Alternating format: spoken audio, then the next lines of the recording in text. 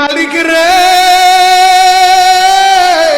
আমি বড় পাপী, আমি বড় গুনাহগার। ও দয়ার আল্লাহ, আমি 10 বছর তোমার গোলামি করি নাই, আমি 20 বছর গোলামি করি নাই। আল্লাহ, আজকে মনিরুল ইসলাম শরীয়তপুরি আমার ভাই শোনা গেছে তোমারে বন্ধু বানাইলে ওই জান্নাত পাওয়া যাবে। মালিক রে, তুমি আমারে দাও না মাফ কইরা। যুবক রে, যদি কেউ আল্লাহরে বন্ধু বানাইতে পারে তার কোনো আর চিন্তা নাই, তার চিন্তার কারণ নাই গো বাবা। এ যুবক ভাইরা, দাড়ি পাকা বাবাজিরা, সবাই আমার দিকে একটা নজর তাকান।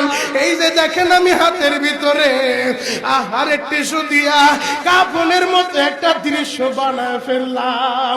এমন একটা কাপড় আপনার শরীরে একদিন উঠে যাবে, আমার শরীরেও একদিন উঠে যাবে। ও চেয়ারম্যান ভাইরা, ও মেম্বার ভাইরা, ও নেতা ভাইরা, ও আলেম ভাইরা, এখন কাঁদতে বলছি, শুধু কাঁদবা।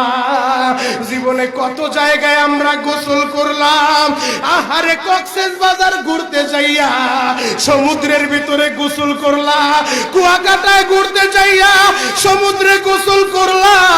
এই যে মাদ্রাসার পুকুরটা ভরাট করছে মসজিদের জন্য, বিশাল বড় ময়দান এখন হয়ে গেছে, এই পুকুরের ভিতরে কত মানুষ গোসল করছে।